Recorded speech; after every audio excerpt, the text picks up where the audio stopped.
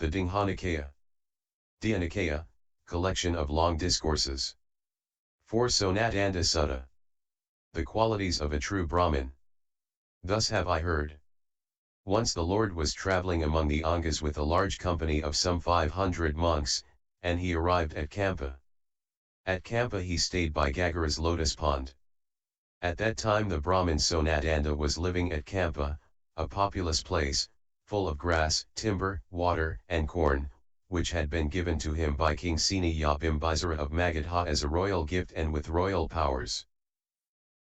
And the Brahmins and householders of Kampa heard say, the ascetic Gautama of the Sakyans, who has gone forth from the Sakya clan, is travelling among the Angas, and is staying by Gagara's lotus pond. And concerning that blessed Lord Gautama a good report has been spread about. This blessed Lord is an arahant, a fully enlightened Buddha, perfected in knowledge and conduct, a welfarer, knower of the worlds, unequaled trainer of men to be tamed, teacher of gods and humans, a Buddha, a blessed Lord. He proclaims this world with its gods, Maras, Brahmas, the world of ascetics and Brahmins with its princes and people, having come to know it by his own knowledge. He teaches a Dhamma that is lovely in its beginning, lovely in its middle and lovely in its ending, in the spirit and in the letter, and he displays the fully perfected, thoroughly purified, holy life. And indeed it is good to see such arahants. Thereupon the Brahmins and householders of Kampa, leaving Kampa in great crowds, in vast numbers, went to Gagara's lotus pond.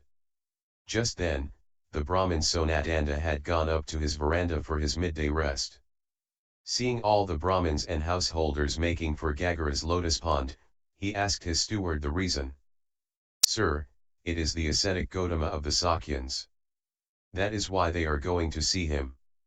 Well then, steward, go to the Brahmins and householders of Kampa and say to them, please wait, gentlemen, the Brahmin Sonadanda will come to see the ascetic Gautama.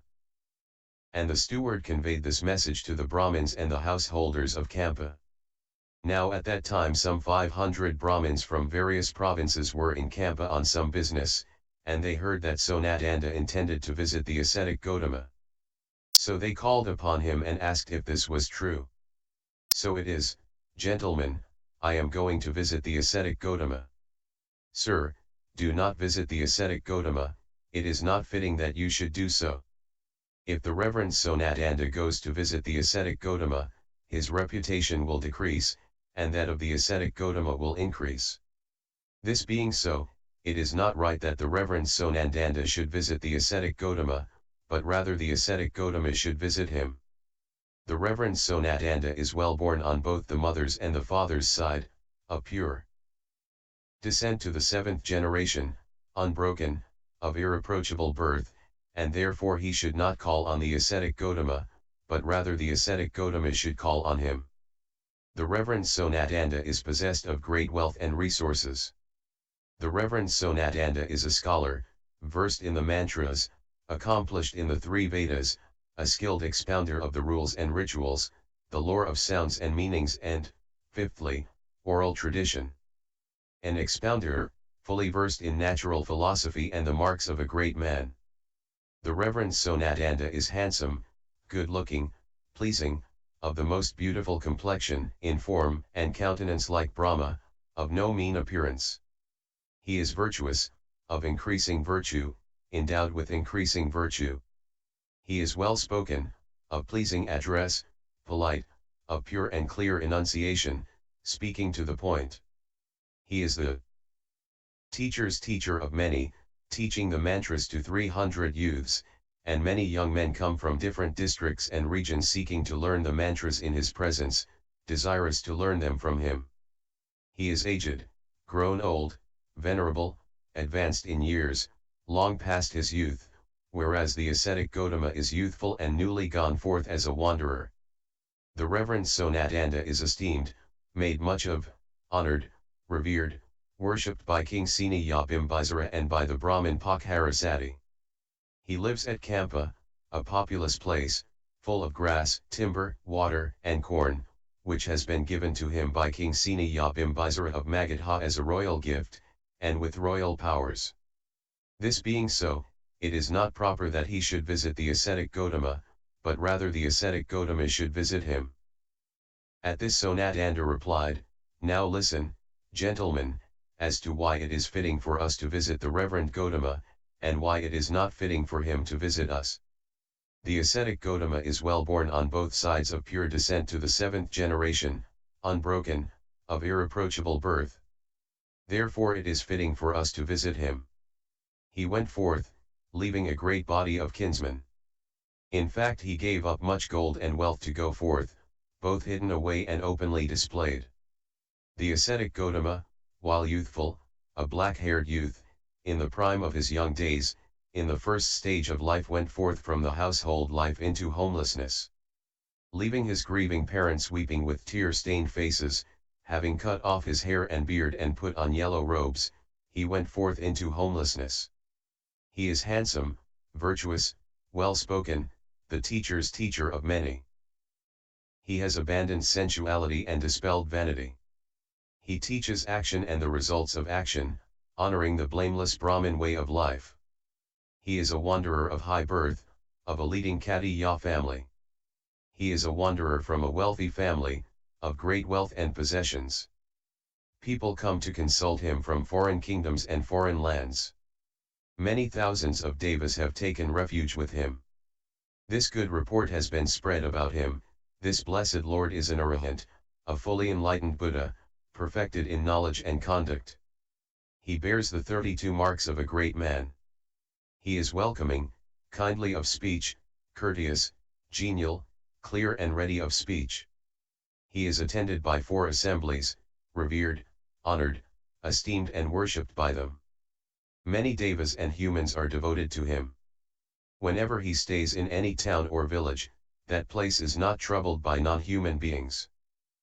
He has a crowd, a multitude of followers, is a teacher of many, he is consulted by the chief of the various leaders of sects. It is not the way with the ascetic Gotama's reputation, as it is with that of some ascetics and Brahmins, about whom this or that is reported. The ascetic Gotama's fame is based on his achievement of unsurpassed wisdom and conduct. Indeed King Seniya Bimbisara of Magadha has gone for refuge to him together with his son, his wife, his followers, and his ministers.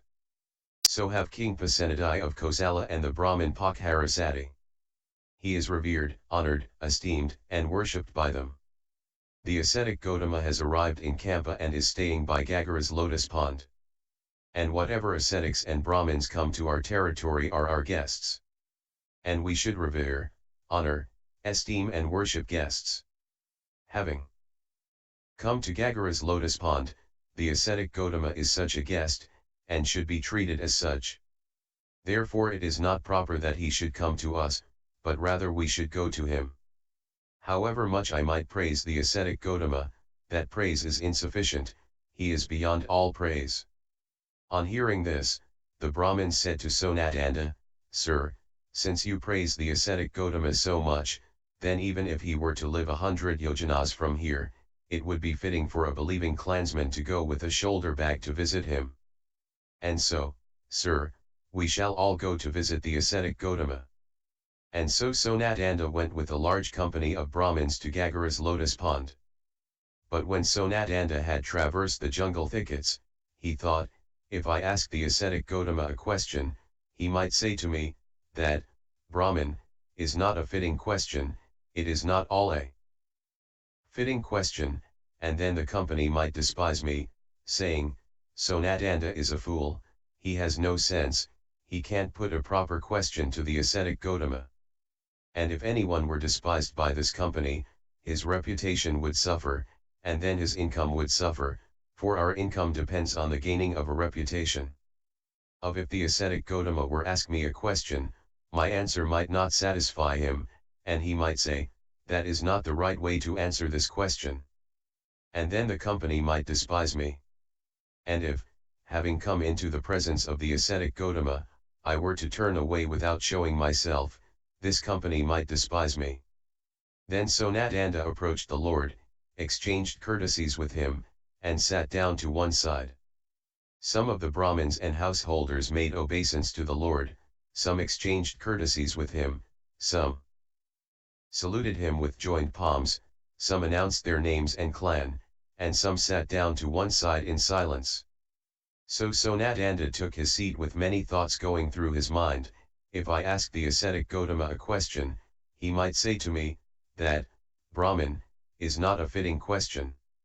If only the ascetic Gautama would ask me a question from my own field of the three Vedas.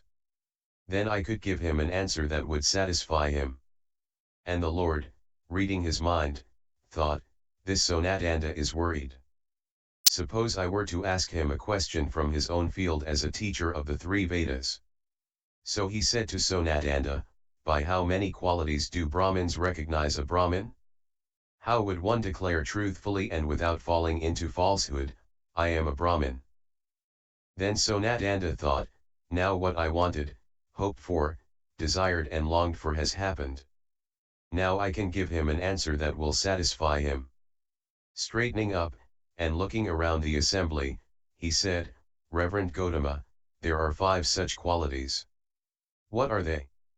A Brahmin is well born on both the mother's and father's side, of pure descent to the 7th generation, he is a scholar versed in the mantras, he is handsome, pleasing, he is virtuous, he is learned and wise, and is the first or second to hold the sacrificial ladle.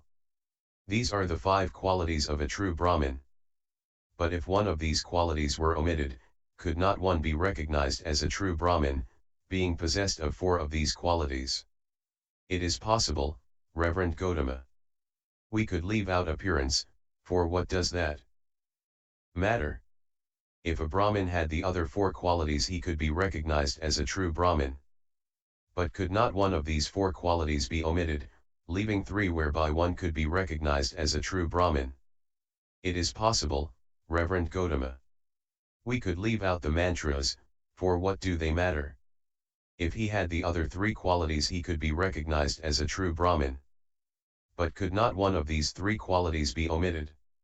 It is possible, Reverend Gautama.